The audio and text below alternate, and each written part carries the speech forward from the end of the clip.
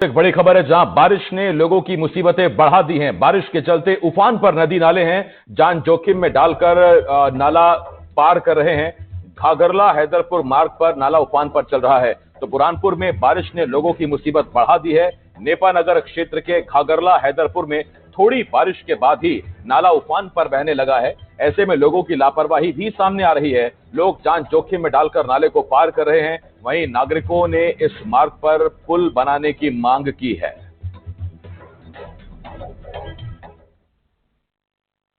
यहाँ पर ये बनाया गया है, 2 मोटरसाइकिल हादसा हो चुके यहाँ पर।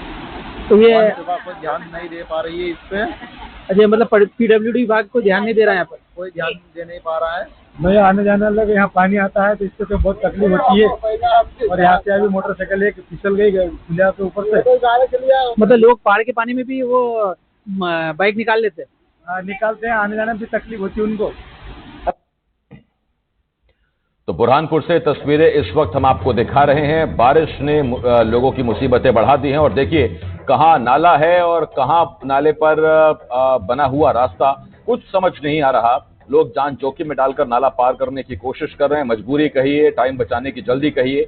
बारिश के चलते नदी नाले उफान पर हैं, जान जोखिम में डालकर लोग नाला पार कर रहे हैं। घाघरला हैदरपुर मार्ग पर नाला इस वक्त उफान पर चल रहा है और उसके बावजूद लोग जान जोखिम में डालकर नाले को पार करने की कोशिश कर रहे हैं। हालांकि स्थानीय लोगों की मांग है कि इस नाले पर पुल बनाया जाए।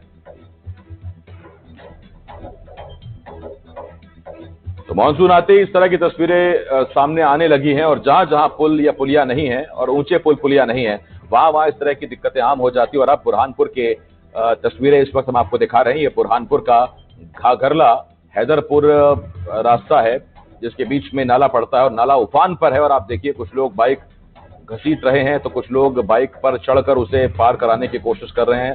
हालांकि जान जोखिम में डालकर ये रिस्क लेने की कोशिश है।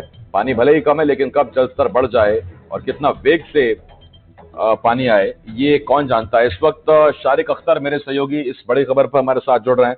शारिक, सबसे पहला सवाल तो यही है, पुल नजर नहीं आ रहा है और पुल तो छोड़िए ये भी समझ में नहीं आ रहा कि नाले पर बना हुआ रास्ता किधर है।